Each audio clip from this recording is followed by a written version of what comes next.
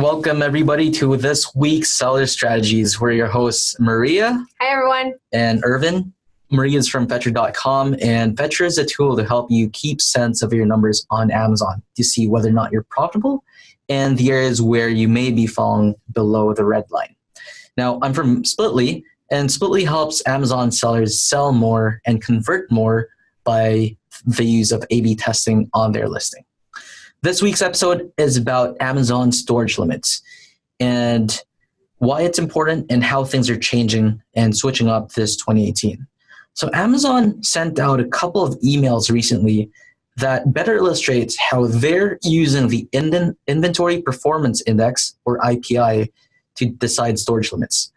I'm 100% sure that this will become more crucial during Q4 when space gets tighter and inventory becomes more expensive.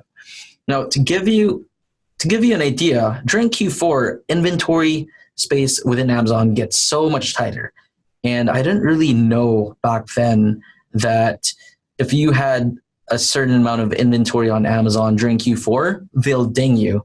So what happened to me was I got dinged about $10,000 for having excess inventory on Amazon, and I had to pay per unit fee to get all of them removed from Amazon and onto a third-party warehouse. That's pretty crazy. That's expensive.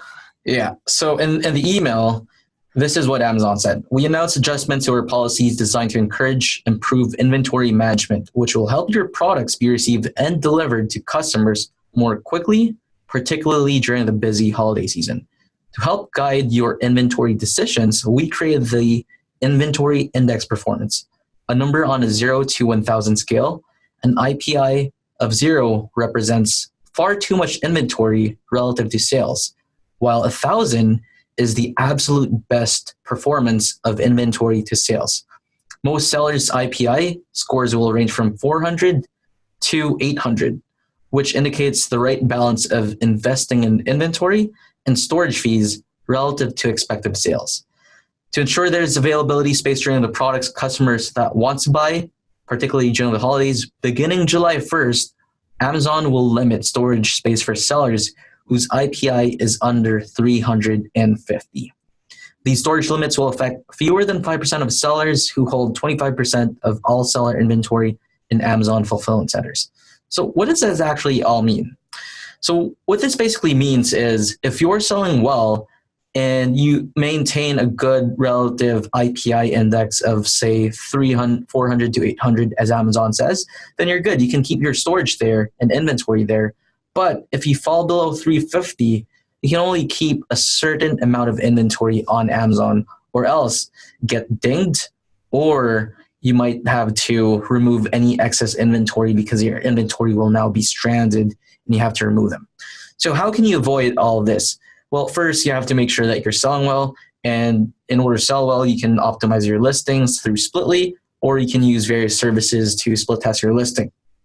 But let's say you're in this situation and you now got stranded inventory or maybe excess inventory that you need to store somewhere else aside from Amazon because Amazon's pretty expensive, especially during Q4. So a couple things that you can do is I myself have a third-party logistics warehouse situated near a fulfillment center. There's a couple in the West Coast, say in California, or in the Midwest in Texas that you could hire where you can store your inventory. And these fulfillment centers typically go by the pallet basis, and it could range from $9 a pallet to over $20 a pallet to have it stored there for about a month's time. So this is a really cheap and effective method because if you store your inventory, let's say by the pallet here, which would normally cost you $20, on Amazon could cost you anywhere from $8 to $100 per pallet, which the savings would add up, especially if you're talking about hundreds of products or tens of pallets for you. Now that's one trick and one way that I use myself to save on storage costs. I wonder if you have any tricks yourself, Maria, to help save on storage costs. I do, and luckily I've been able to move my inventory, so the monthly, the long storage one hasn't hit me that hard yet. But when it comes to the monthly one, there was something I tried, and my product in particular has wooden pieces, and they're long wooden pieces. what I noticed is that all of my competitors had the wooden piece break into 3 pieces, and then they had connectors. What I did with my product is that I specifically asked my supplier when I was entering the purchase order and when I was looking for suppliers that I wanted my product to be smaller, because I knew that, of course, that would make the box smaller, so then the fee would be lower. And at first they said no. But then because I kept asking, that was one of my main requirements, they said, yes, we can break it down into 4 pieces, because anyways, I was going to have connectors. It was just going to be an extra step for them that instead of doing the usual 3 pieces, they broke it down into 4, which to me, it may be simple for them, but to me, it meant a lot of savings when it comes to storage and even the pick and pack fee. So, yep. Do you know how much exactly you save if having this current configuration versus the 3-piece configuration?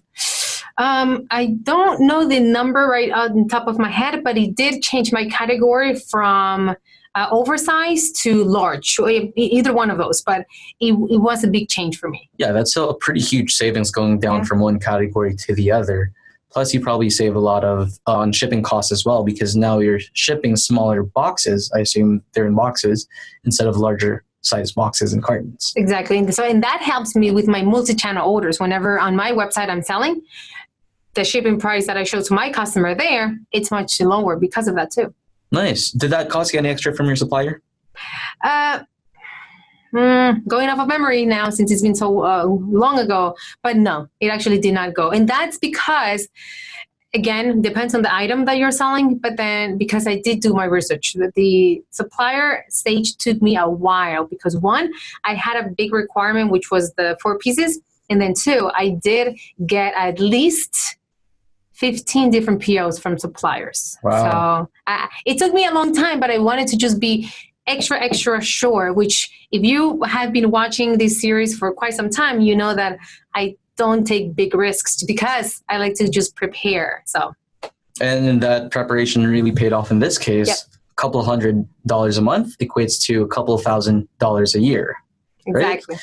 So I hope that's all the time that we have for today, folks. I hope those tips and strategies are going to help you save tons of money, especially during Q4 and hopefully on your next Amazon purchase order. Again, thanks for tuning in, guys. If you like this week's episode, comment, like, and subscribe to the channel. And again, we definitely love hearing from you guys. So if you have any questions or requests about certain topics that you'd like us to cover, just comment in the section below. Thanks again for tuning in for this week's Seller Strategies, guys. Keep crushing it on Amazon, and we will see you next week. See you next Friday, everyone. Have a great weekend. See ya.